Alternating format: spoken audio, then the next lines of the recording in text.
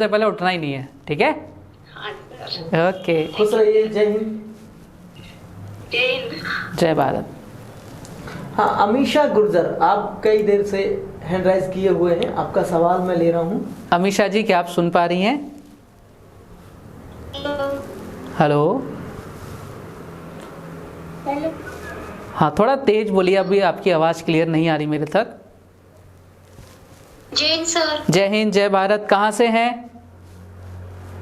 Sir मैं Bundi college, PP college Bundi से। बूंदी से, बहुत ही बढ़िया। केशव राय पाटन, हाँ हाँ, बिल्कुल, पीपी बोलिए। कॉलेज बूंदी। हाँ, बोलिए बोलिए। सर मैं ये पूछ रही थी कि मेरी 10th तक तो मैथ अच्छी थी, हाँ जी। पर 11th 12th के बाद कैलकुलेशन करने लग गए कॉमर्स में, कैलकुलेटर में। हाँ, ये बहुत सारे लोगों की समस्या रहती है। जो कॉमर्स वाले होते हैं ना, उनके साथ यही दिक्कत आती है, क्योंकि उनको कैलकुलेटर थमा दिया जाता है और विदाउट कैलकुलेटर वो अपनी कैलकुलेशन सॉल्व भी नहीं कर सकते, इसलिए उनके एग्जाम में कैलकुलेटर ले जाना ज़रूरी होता है ना? तो अब लेकिन जब अपन 12th के बाद या बीकॉम के बाद जब अपन कंपटीशन फील्ड में आते हैं, तो जो भी आप एग्ज़ाम दोगे वहाँ कैलकुलेटर तो अलाउ ही नहीं है। और कैलकुलेटर तो क्या, आजकल तो टी शर्ट भी मतलब वो गोल गले वाली पहननी पड़ती है हमें, है ना? तो कैलकुलेटर तो बहुत दूर की बात। अब हम उन चीज़ को कैसे बचें, कैसे करें, उसका सबसे अच्छा मैं आपको तरीका बताऊंगा कि सबसे पहले शुरुआत करो आप बेसिक कैलकुलेशन के साथ। आपको ऐसा लगेगा कि यार मैं प्लस माइनस क्यों करूं, मुझे तो आता है, लेकिन आप उसको वापस से ट्राई करो कि मैं इसको वापस से करती हूँ एक बार, प्लस माइनस डिवाइड, जो आपके स्क्वायर्स हैं, आपके जो क्यूब रूट्स होते हैं, बोले मैं इनको वापस से पढ़ूंगी। जब आप उनको एकदम परफेक्ट हो जाओगे ना, तो आपके माइंड से निकल जाएगा कि मुझे कैलकुलेटर तो है ही नहीं, ठीक है? तो आप सबसे पहले तैयारी करो, अपने माइंड को इस तरह से ट्रेन करो कि मुझे वापस से कैलकुलेशन की तरफ जाना है, क्योंकि जब आप कंपटीशन एग्जाम की फील्ड में आ गए हो ना, तो कैलकुलेटर तो आपको कहीं भी नहीं ले जाने दिया जाएगा, है ना? और बताइए। नहीं सर, और भी क्यों तुमने कहा, बस थैंक यू बोला था अमित जी सर को कि हाँ बिल्कुल, मम्मी ने बोला था कि सर को थैंक यू बोल देना एक बार। 2 बार बोलो, एक बार क्यों? किस बात के लिए थैंक यू बोल रहे हैं आप मुझे, अमीशा गुर्जर? हाँ सर। किस बात के लिए थैंक यू बोला है मम्मी ने? मैंने मम्मी को बताया था कि सर तेरे में एजुकेशन करवाएंगे, तो इसलिए मम्मी ने बोला था थैंक यू बोल देना सर को। बेटा बात ठीक है, मम्मी ने ये गलत बोला, क्योंकि जैसे आपका भाई है ना, ऐसे ही मैं हूँ बेटा, और ये मेरी एक नैतिक जिम्मेदारी है। आप अगर मुझे धन्यवाद बोलेंगे तो इसका मतलब मुझे दूर समझते हैं आप अपने आप से, अपने परिवार से, जबकि आप सब मेरे परिवारों का हिस्सा हैं। आप मम्मी को बोलना है कि उन्होंने थैंक यू के लिए मना कर दिया है, उन्होंने बोला है कि आप आशीर्वाद दीजिए और एक बेटे को दुआ दीजिए कि वो इससे और बेहतर काम करे। बस आशीर्वाद की हमें जरूरत पड़ेगी, क्योंकि एक माँ मतलब मुझसे बड़ी नहीं हो, मतलब मैं माँ से बड़ा नहीं हो सकता, मेरी माँ है ऐसी आपकी माँ है बेटा, मुझे उससे आशीर्वाद चाहिए, ना कि एक धन्यवाद। समझ में आया? जी सर। तो आप उन्हें बोलिए कि सर ने कहा है चरण स्पर्श, और बस उन्हें आशीर्वाद दें, दुआ दें कि मैं इससे और बेहतर कुछ कर पाऊं अपने देश के बच्चों के लिए। जी सर। ठीक है जी सर। जी, थैंक यू सर। ओके, खुश रहिए। जय हिंद। जय हिंद सर। और जिन लोगों के सवाल हैं अभी हैंड राइज कर रहे हैं, जल्दी से कर दीजिए फटाफट, जल्दी से आप हमसे जुड़ सकते हैं। ये हैंड राइज किया हुआ है डिम्पल लखवानी। डिम्पल लखवानी जी, कहाँ से हैं आप? नमस्ते। नमस्ते, कहाँ से हैं? सर मैं जीएसटी कॉलेज अजमेर से हूँ। अजमेर से। बताइए कैसे हैं आप? सबसे पहले ये बताइए कैसे हैं? सर ठीक हूँ, आप कैसे हो? एकदम बढ़िया। बताइए क्या पूछना चाहते हैं? एक्चुअली मेरा क्वेश्चन जीके से रिलेटेड था। अच्छा, जीके से रिलेटेड था, तो जीके वाले सर को बुलाते हैं एक बार। आपसे सर एक्चुअली पूछना था कि जैसे जीके पढ़ती हूँ ना, तो कुछ टाइम बाद ऐसा लगता है कि अच्छे से पढ़ी हुई होती है, फिर भी भूल जाती हूँ, ऐसा लगता है कि कुछ याद नहीं है। मैंने एक दिन बेटा एक बताया था, मेरी ही कहानी एक अधूरी अभी है क्लास की, उसे मैं पूरी करूंगा। मैंने कहा कि दिमाग हमारा अलग अलग समय पर अलग अलग स्थितियों में काम करता है। मैंने 3 कहानियां सुनाई थी कि एक लड़का जिसको रात को 1:30 बजे किसी लड़की का फोन आता है, तो वो उस लड़की से 15 सेकंड की बात को भी साल भर तक नहीं भूलता है। और मैंने मेरी माँ की कहानी भी बताई थी कि मेरी माँ अनपढ़ है लेकिन फिर भी वो मेरी बताई हुई बातों को अच्छी तरह याद रख पाती है। एक मैंने बताया था कि हम कभी भी गाने बैठ करके याद नहीं करते हैं, गाने हमें यूं ही याद हो जाते हैं, चल भूलते भी नहीं है कभी, भूलते भी नहीं है ना। आपने गदर फिल्म देखी है? गदर? हाँ सर देखिए। आपको सबसे अच्छी फिल्म कौन सी लगी है आज तक, मुझे ये बताइए। चलिए मैं तो गदर वैसे ही बोल देता हूँ क्योंकि मुझे पिक्चर वगैरह टीवी पसंद नहीं है देखना। फिर भी कभी देखी हो, भूल से देख ली हो कि भाई ये कोई गाना अच्छा लगता हो, कोई खेल अच्छा लगता हो? सर जीनियस भी देखी थी, वो थोड़ी सी अच्छी लगती है। कौन सी मूवी? जीनियस। चलिए आपने मूवी भी ऐसी कठिन ले दी नाम जिसको मैंने नहीं देखा है तो कोई बात नहीं, लेकिन मतलब मेरा कहने का मतलब है जीके में आपको लगता है कि फिर हम भूल जाते हैं, ये ना? हाँ 3 बार पढ़ लेती हूँ, उसके बाद जैसे इम्पोर्टेंट वर्ड्स होते हैं ना वो सारे भूल जाती हूँ और इजी सारी याद रह जाती है। ऐसा मैं कल की क्लास का और ब्रेक लूंगा क्योंकि डॉक्टर साहब की क्लास है, फिर संडे को क्लास है डॉक्टर देवेंद्र धवन, आरएएस में 140वीं रैंक थी और वो करंट अफेयर्स ले लेंगे। फिर मंडे को अबाउट में क्लास रखूंगा, उस समय पर आपको दिमाग के प्रोसेस के बारे में पहले पूरा आप पढ़िए मत, आप मेरी क्लास में आने वाले 10 दिन से भूल जाइए कि मैं कुछ बताने वाला हूँ। मैं आपको चीजें आपके अंदर से उखाड़ करके जिंदा करूंगा, फिर आप देखेंगे कि वास्तविकता में खुद को जानना जरूरी है कि मेरी क्षमताएं क्या हैं और मैं कैसे प्रोसेस करता हूं। आपने देखा है कभी मैच जब शुरू होता है क्रिकेट मैच, तो कभी भी बल्लेबाज आते ही पहली बॉल पे छक्का नहीं मारते हैं, चौका नहीं मारते हैं, वो पहले ओवर को, दूसरे ओवर को, तीसरे ओवर को अच्छी तरह पिच को भाप रहे होते हैं, देख रहे होते हैं। तो मैं दिमाग की क्रियाओं को आपको बता करके तब बताऊंगा, फिर आप जीवन में नहीं भूलेंगे। ये मेरा चैलेंज है कि फिर आपको मेरी तरह याद रहेगा, चीजें मेरी तरह समझ में आएंगी। तो ऐसा कुछ नहीं है कि कुछ आप भूलेंगे, बस आप अपने आप के दिमाग की रीडिंग को पकड़ लें एक बार, फिर शायद सब कुछ आपको आसान लगने लगेगा और मैं समझता हूँ शायद नहीं भूलेंगे उसके बाद आप। सर एक कोविड के बाद से जब से ना पढ़ाई से थोड़ा सा वो प्रमोट वगैरह का हुआ ना, उसके बाद से तो और ज्यादा कंसंट्रेशन नहीं आता। कोविड तो बहुत अच्छे देवता थे जो अब दोबारा नहीं आ रहे हैं, नहीं बच्चों की छुट्टियां खूब हुई हैं उससे। सर उससे पहले बहुत अच्छे से होती थी पढ़ाई, लेकिन उसके बाद में बहुत ज्यादा डिस्ट्रैक्शन हो जाता है। कोई नहीं, अब नहीं होगा, कोविड भी नहीं आएगा और कक्षाएं रेगुलर चलेंगी। और वैसे मुझे लगता है कि अब आपको एक पर इंडिया 5, 7, 10 दिन से 15 दिन से जुड़ने के बाद अब कैसा फील होता है? सर बहुत अच्छा, ऐसा लगता है बहुत ज्यादा इम्प्रूवमेंट आ गया है। मतलब मम्मी भी बोलती है बहुत चेंज हो गई है और बातें मतलब थोड़ा है वैसी बातें को पहले जैसे मतलब बोलती थी ना लोगों से, वैसे बचकानी हरकतें भूल के आप एक समझदार व्यक्तित्व की ओर बढ़ रहे हैं आगे हैं। वैसे ही। हाँ सर। अब आप अपने अंदर एक इंसान नहीं ऑफिसर को जीने लगे हैं, तो अफसर बनेंगे आप, बहुत जल्दी ऑफिसर बनेंगे।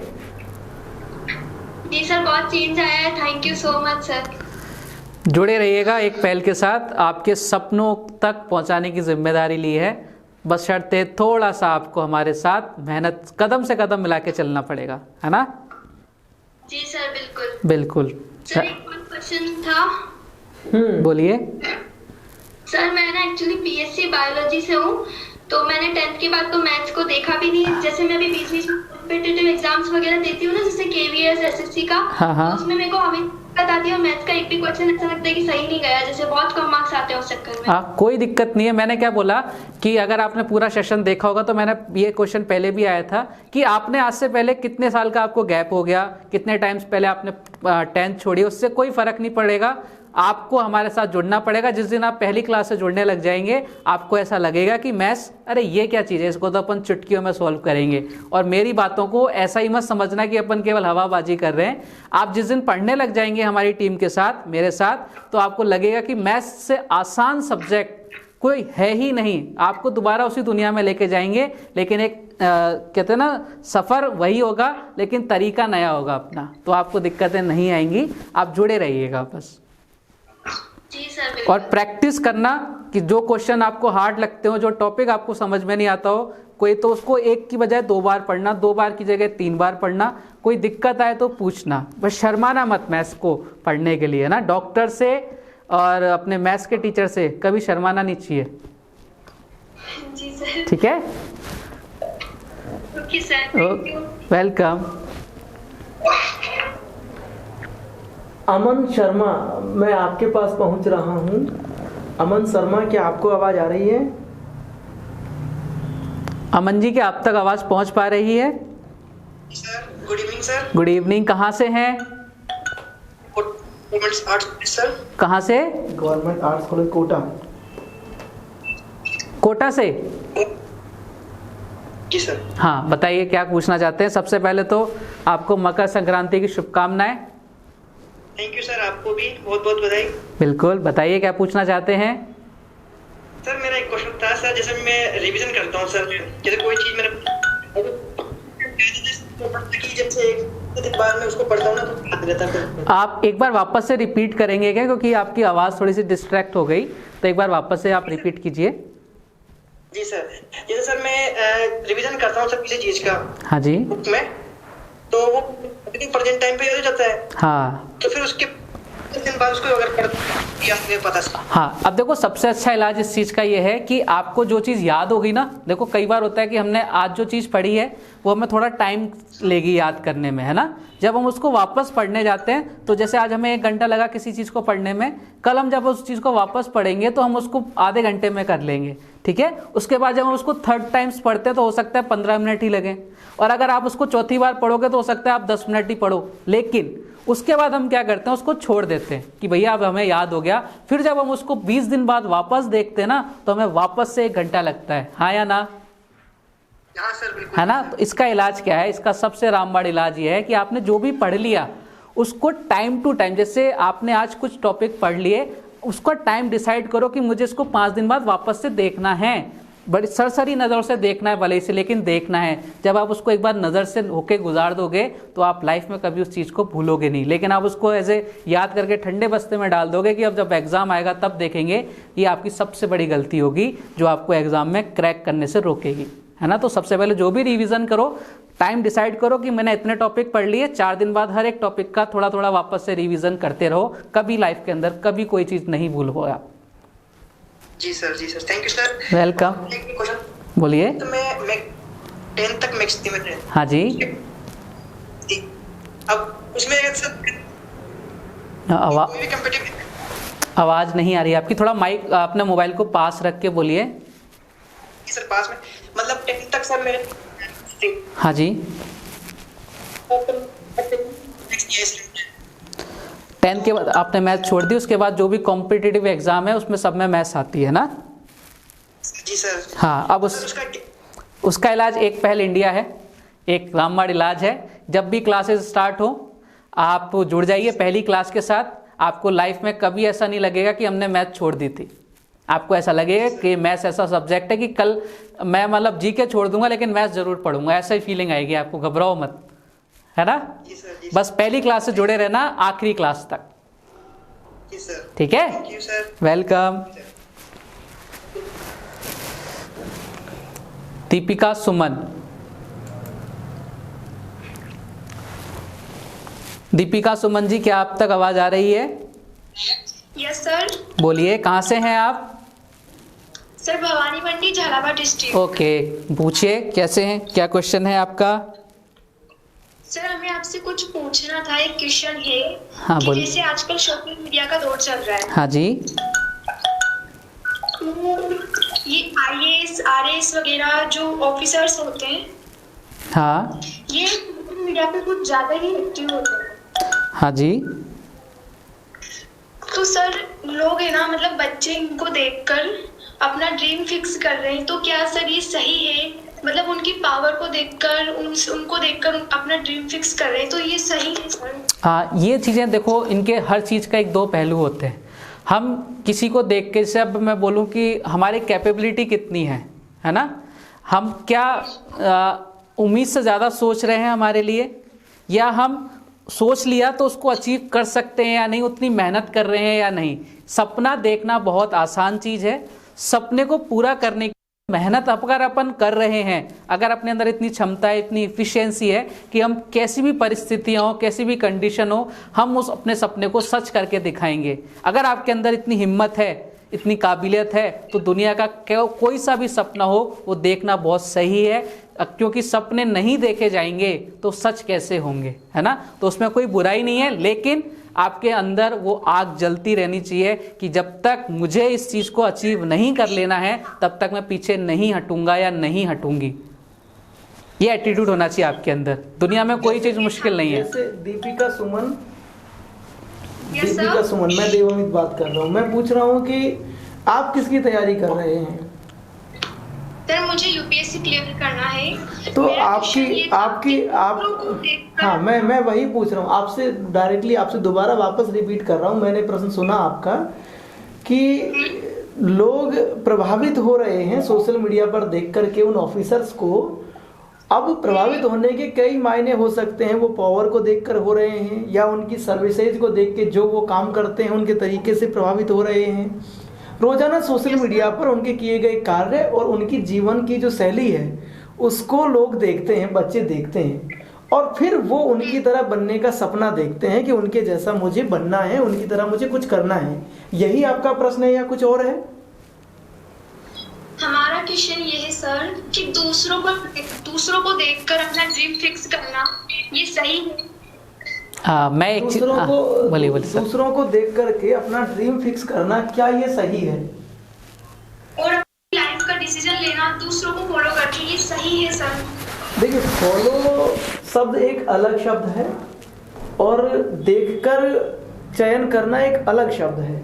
तो आप एक ही प्रश्न में अगर दो चीजें रखेंगे तो उत्तर उसके दो अलग अलग आएंगे। पहली बात तो आप ये बताइए कि आप यूपीएससी की ओर जाना चाहती हैं, तो हमारा दिमाग, मैंने कहा कि जैसे मैंने एक हवाई जहाज देखा है ना, लेकिन मैंने हवाई जहाज के अंदर में कभी नहीं बैठा हूं।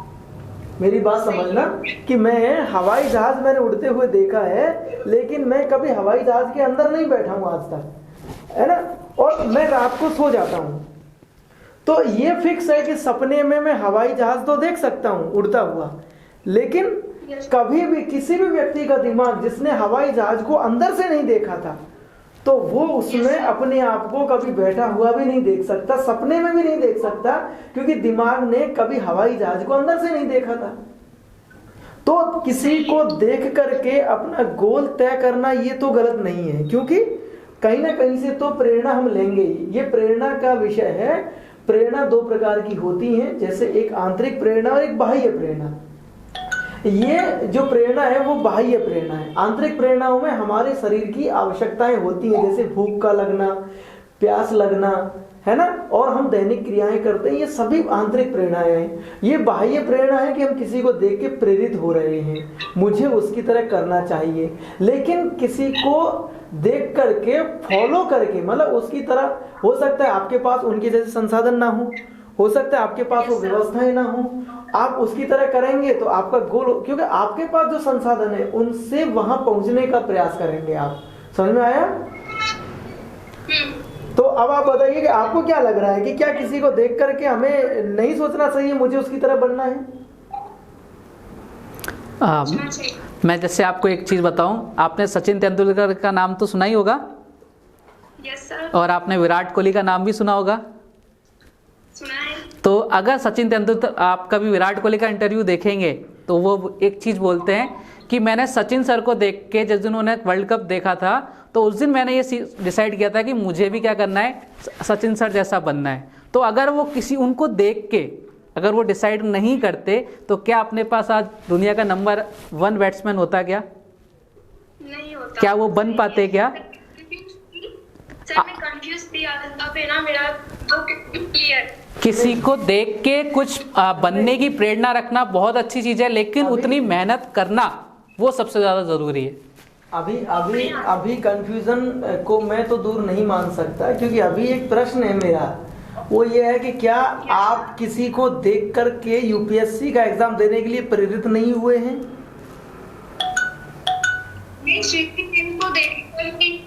आप किसको देख के प्रेरित हुए हैं? सृष्टि मैम है। तो आप ये सवाल उठा रहे हैं कि और लोग ना देखें और उनकी तरह ना बनने का प्रयास करें, कहीं ऐसा उद्देश्य तो नहीं है? नहीं, ये वाला क्वेश्चन नहीं है। ठीक है, वेरी गुड। चलिए, और कोई सवाल? नहीं sir, thank you so much. तो यूपीएससी की तैयारी करिए, कोई सवाल होता है तो आप सीधे संवाद कर पाएंगे। कैसा लग रहा है आपको, पहले ये बताइए। बिरला कॉलेज से बहुत बच्चे जुड़े हैं और उन होनहार बच्चों में से एक आप हैं। कर देना IAS की बुक्स। क्या चाहते हैं?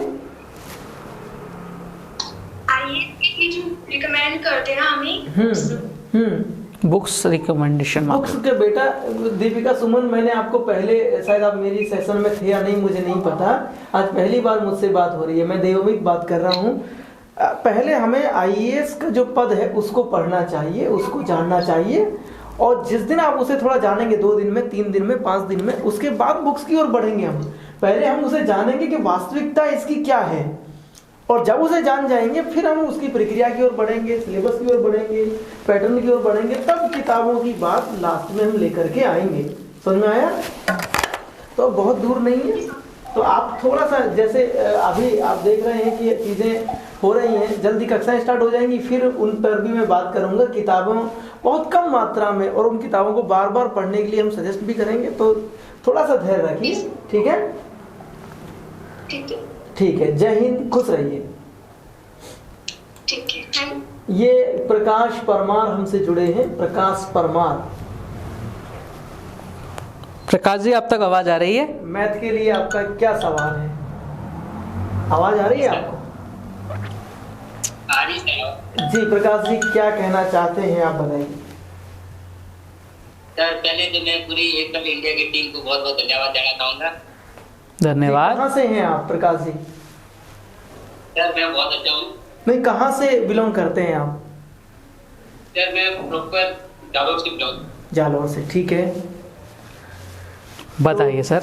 धन्यवाद आप दे रहे हैं, लेकिन हमें धन्यवाद की कम और आपके सहयोग की ज्यादा, सहयोग, आशीर्वाद और दुआओं की जरूरत है, क्योंकि धन्यवाद कहीं ना कहीं हमें आपसे दूर करता है, ऐसे करता है कि हम आपसे अलग हैं। देखिए, हम बार बार प्रयास कर रहे हैं आप सबसे जुड़े रहने का, एक परिवार जैसा मानने का, बनने का, क्योंकि हम मान चुके हैं कि एक पैर इंडिया परिवार राजस्थान नहीं, पूरे देश ये हमारा है, और हमारी जिम्मेदारी है सबको फ्री पढ़ाना, व्यवस्थाएं जुटाना।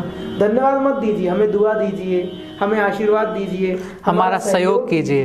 ये चीजें हमारी एक पहल इंडिया की श्रेणी में आता है कि आप हमें अपना मानते हो। क्या करेंगे आप? अब धन्यवाद दोगे या हमें सहयोग करोगे? सहयोग तो हम पूरा करेंगे। और क्या पहले मैं आपको कामयाबी के बारे में बताऊंगा। किनकी कामयाबी? सर आप लोग क्या एक नई कामयाबी के लिए अभी मेरे को न्यूज मिली कि राजस्थान सरकार ने कोचिंग के लिए एक नया रूल्स निकाल दिया है। चीज के लिए हो गए या फिर जिस प्रकार की परमात्मा जो प्रचार किया जाता है उसकी हुई होगी, तो बड़ी आपका कदम है, उस कदम को सरकार ने भी पूरी तरह से एक्सेप्ट कर लिया। अच्छा, जो हम एक पहल इंडिया टीम जो हम प्रस्ताव दे रहे थे सीएम साहब को बार बार कि कोचिंग सेंटर्स बच्चों के साथ फीस में लूटपाट करते हैं और झूठा प्रचार भी करते हैं। एक ही टॉपर का फोटो 10 कोचिंगों में लगा हुआ मिल जाता है, उससे हमारे बच्चे कहीं ना कहीं भ्रमित भी हो जाते हैं कि उन्हें पता ही नहीं चलता है कि वो कहाँ पढ़ा था और वास्तविकता उसकी क्या है। इस पर आप ये कहना चाह रहे हैं कि सरकार कानून बना रही है, मतलब ये है आपका अभी जो सफल, जैसे कैबिनेट में कानून पारित हो चुका है, अब विधानसभा में भी पारित हो जाएगा। वेरी गुड, ये तो बड़ी सफलता एक पहल इंडिया टीम को मिली है। आपने ये सूचना दी है, हमें तो बहुत अच्छा लग रहा है, क्योंकि हम इस पे लगातार पिछले 1.5-2 साल से काम कर रहे थे। और सर अब मेरा मैथ के रिलेटेड क्वेश्चन है, बताइए। आवाज आपकी ब्रेक हो रही है, बहुत आवाज ब्रेक हो रही है आपकी। हाँ सर, मैं ये बताऊँ सबसे ज्यादा प्रॉब्लम आती है वो अलजेब्रा में आती है, और अलजेब्रा के क्वेश्चन आजकल यूपीएससी में वो आरपीएससी में सबसे ज्यादा पूछे जाते हैं। बिल्कुल, उसके लिए ये है कि अलजेब्रा पढ़ने के लिए आपको सबसे पहले एक पहल ऐप पे आना पड़ेगा, हमसे जुड़ना पड़ेगा, और जो भी आपकी जो दिक्कतें आएंगी तो उसमें दिक्कतें आती है। अलजेब्रा हम लोग 10th के बाद उसको छोड़ देते हैं कि वो टॉपिक ऐसा होता है कि हम उससे डरते हैं। उसको हमको क्या है, मैथ्स के अंदर जब ABCD XY आ जाता है ना, तो वो हमें डराता है। और मेरा एक बहुत ही अच्छा सा कोट है जो मैं हमेशा हर क्लास में बोलता हूँ कि अगर आपको अपनी ज़िंदगी में सफल होना है तो मैथ्स से और अपनी ज़िंदगी से एक्स को दूर रखो। तो अपन एक्स को दूर रखते हुए अलजेब्रा पढ़ेंगे और इतने अच्छे वे में पढ़ेंगे कि आपको ज़िंदगी के अंदर कहीं कोई दिक्कत नहीं आएगी, चाहे आप कोई भी एग्ज़ाम दो इन फ्यूचर।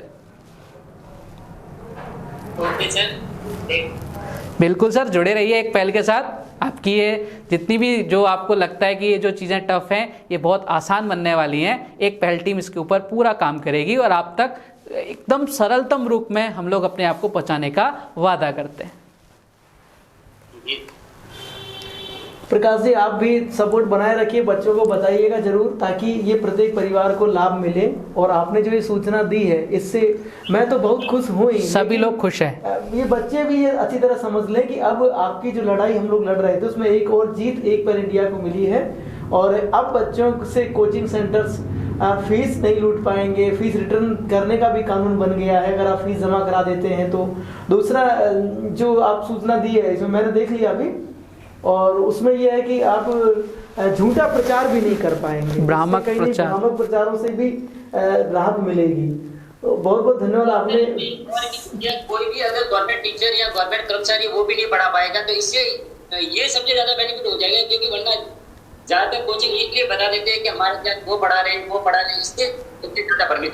जी प्रकाश जी, यही कोचिंग का नेक्सस मैं तोड़ने का प्रयास कर रहा हूँ पिछले 5-6 साल से, लेकिन अब बड़ी सफलताएं मिल रही हैं। ये 2023 बड़ी सफलताओं का वर्ष है मेरे लिए, आपके लिए, हम सब के लिए, एक पर इंडिया के लिए। और इस साल में, अब नए साल में बहुत खुशियां मिली हैं। देखिए, एक पहले गवर्नमेंट प्रोजेक्ट की ओर हम बढ़े, आज कॉलेजों के बाद स्कूलों में ये कक्षाएं चलेंगी, अभी जल्दी शुरू होने वाली है, उससे पहले कोचिंगों के लिए कानून बन रहा है, और बहुत चीजें हैं। मतलब मैं बहुत खुश हूँ और शुभकामनाएं देता हूँ आप सभी को कि जो सब लोग कहीं ना कहीं कैसे न कैसे एक पल इंडिया को सपोर्ट कर रहे हैं। ठीक है, ओके, जय हिंद। अनीता कहार, स्वागत है आपका एक पल इंडिया कार्यक्रम में। अनीता कहार, पूछिए बेटा, क्या पूछना है आपको? कहाँ से अनीता जी? जय हिंद सर। जय हिंद, जय भारत। कहाँ से हैं? College, government PG college Bundi से। बूंदी। बोलिए, क्या प्रश्न है आपका?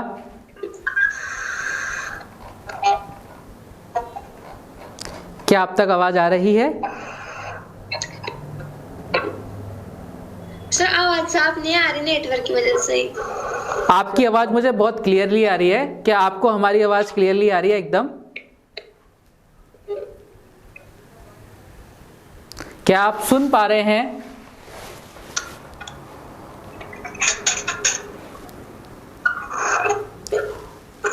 अनीता जी, क्या आप हमें सुन पा रहे हैं? बेटा, आप सुन रहे हैं? आवाज आ रही है या नहीं? पूर्णिमा भारद्वाज, बेटा आपसे हम दोबारा जुड़ रहे हैं। पूर्णिमा भारद्वाज जी, नमस्ते, जय हिंद, बताइए। मेरा नाम राजनंदिनी भारद्वाज है और मैं पूर्णिमा की बड़ी सिस्टर हूँ। हाँ जी, बोलिए। और सर मतलब वो क्या है, जब पूर्णिमा ने आपसे बात की थी और आपने जब मैथ्स से रिलेटेड क्वेश्चन का आंसर दिया था, तो सर मेरा भी मैथ्स थोड़ा वीक है और सर मैं थोड़ा डरती भी हूँ। मतलब मैथ्स की किताब भी हाथ में आती ना तो मैं उसे रख देती हूँ ना, कोई बात नहीं है। नहीं, और सर मैं बोलिए। 10th में भी मैंने रट्टा मार के मैथ्स की थी और मुझे लगा था कि मैथ्स 10th के बाद छूट जाएगी। हाँ, बस हर एग्जाम में यही सारे लोग सोचते हैं कि 10th तक जैसे तैसे मैथ कर लो, उसके बाद मैथ से कोई रिलेशन नहीं होगा। लेकिन जब आप वापस से कंपटीशन की दुनिया में आते हैं तो आपको वापस से मुलाकात होती है मैथ्स नामक डर से, जिसको आपको डर के मारे आपने 11th में मैथ्स नहीं ली थी, है ना? सही कह रहे हो, अभी बात तो। हाँ, तो मतलब ये एक बहुत पुरानी चीज़ है कि जिस चीज़ से आप दूर भागोगे ना, वो चीज़ आपकी उतना ही पास आएगी, और आप जिस चीज़ के जितना पास जाओगे वो आपसे उतना ही दूर जाएगी। तो आप मैथ्स के पास जाओ तो मैथ्स का डर आपसे एकदम दूर होता चला जाएगा, है ना? आप ये भी क्या मैथ्स से डर रहे हो तो इसलिए वो आपको पास ऐसा लगता है कि वो आपके पास आती जा रही है, डर लग रहा है। आप मैथ्स को पढ़ने लग जाओ, जो मैथ्स का डर होगा वो एकदम आपसे दूर चला जाएगा। आप बोलोगे कि वाह, मजा आ गया, इतना आसान सब्जेक्ट। मैं सर डेली मतलब मेरी टीचर के साथ आप लोगों को देखती हूँ, अच्छा लगता है कि आप सब इतना गाइड करते हो बच्चों को। और फिर मैं क्या, मैथ्स से मेरा बचपन से दूर दूर तक कोई लेना देना नहीं था। हाँ। थी उनसे, पर आज जब आपने की मेरी सिस्टर से, तो सर वो डर मेरा आधा तो खत्म हो गया। बहुत, मैं आपसे जब पढ़ूंगी तो सब बहुत बहुत धन्यवाद। और मैं आपको एक कहानी बताता हूँ, मेरी खुद की है। कि मेरे को भी मैथ्स से बहुत डर लगता था, है ना। 10th के बाद मैंने भी ये सोचा था कि मैथ्स छोड़ दूंगा, लेकिन मेरे जो फादर थे और उन्होंने मेरे को इसलिए इंजीनियरिंग दिलाई